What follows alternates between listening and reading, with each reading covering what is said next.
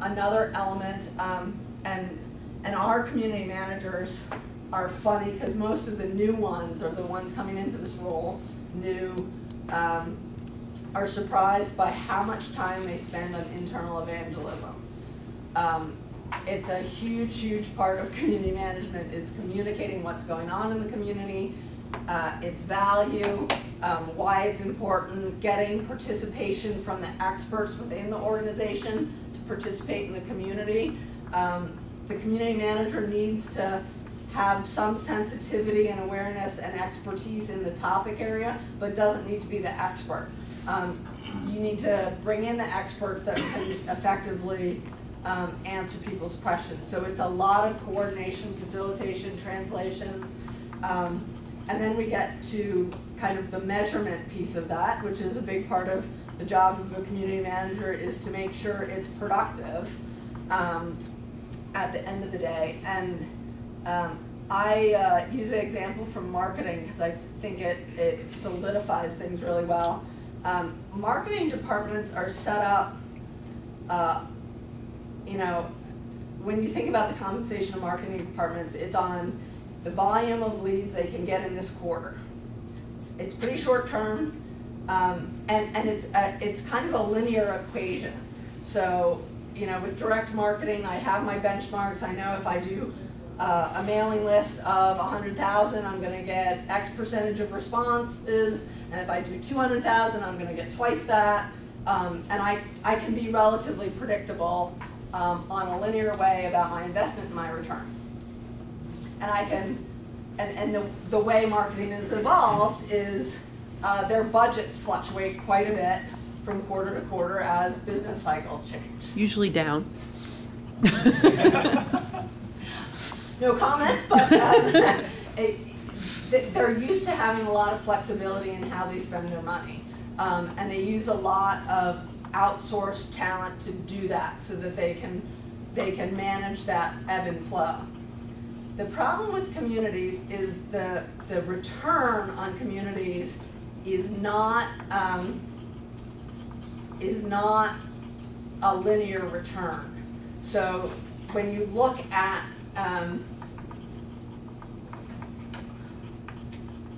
some communities, if this is investment and this is return, and that's the traditional marketing funnel, even the best communities, you're like investing all on here and the return comes later. And you can't stop investing or the return goes down immediately. So it's this long, it's a fairly long-term commitment. If you want to do communities, you've got to think long-term because the returns won't come in the month after you start the community. That it doesn't work that way. Isn't the return somewhat dependent on either a manual analysis or some sort of analytics? It depends what you're trying to do. So, like at the end of the day, you're reducing costs or increasing revenue Right. at some level. So that's the return But it's hard to measure. Looking for. It can be very hard to measure, but and one of the other difficulties is the way you look. You know, our analytics systems haven't really caught up to how it would be most effective to measure.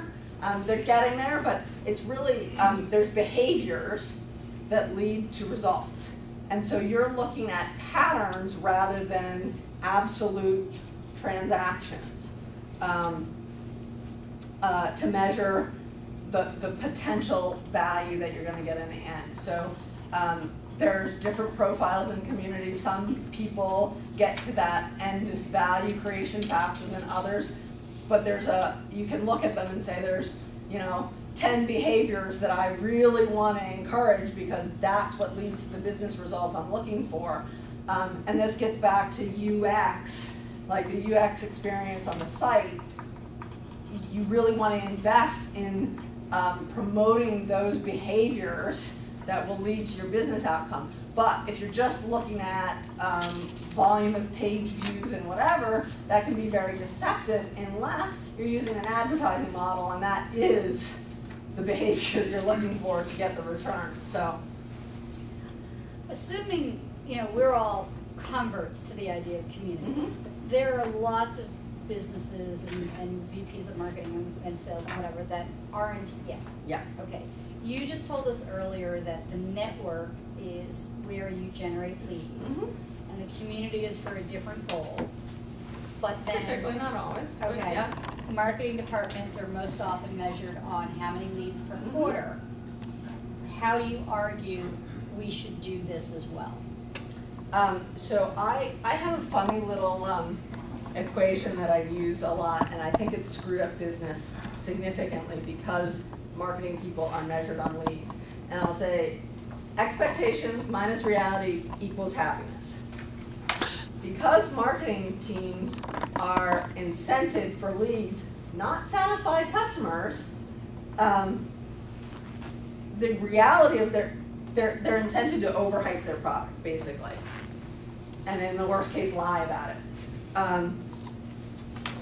And so the customer gets handed off from marketing to support and realizes that the experience of the product or service is not what they were led down the path to believe. Those customers are really freaking expensive. They complain a lot, they want new features, like they're usually not your best customers, and they very often leave because they didn't get what they thought they were getting. And so that's not a quick answer for the head of marketing, but I think it's the long-term if they really care about sustainability of business over time, having that equation balance out a little more is hugely helpful, and bringing in the voices of existing customers to talk to potential customers in the voice they understand is very, very helpful in qualifying leads. I'll give you an example of our own marketing recently, and this has happened a number of times, but this is probably the biggest deal that's happened this way. We publish a lot of stuff online, and more social network marketing than community marketing, although we do have a Facebook and LinkedIn community, but we don't really manage it that way. It's more social marketing. Jim and I don't have the time to waste on a lot of unqualified leads. We can't sit there harassing people saying, oh, you should really be interested in what we're doing. So I have the philosophy, if we're not adding enough value that people are attracted to what we're doing and come to us, we're going to spend a lot of money, but not in any productive way. So a couple of weeks ago, I had somebody fill out the advisory form on our website, big insurance agency in Hartford. I was like, and I missed it for a couple of days. I finally followed up. I've had 2 conversations with him. He wants us in to do an executive advisory board. Well, he already knows who we are. He knows our philosophy. He knows our approach because we've shared as much as we can with the world. The time to close, was like 2 weeks.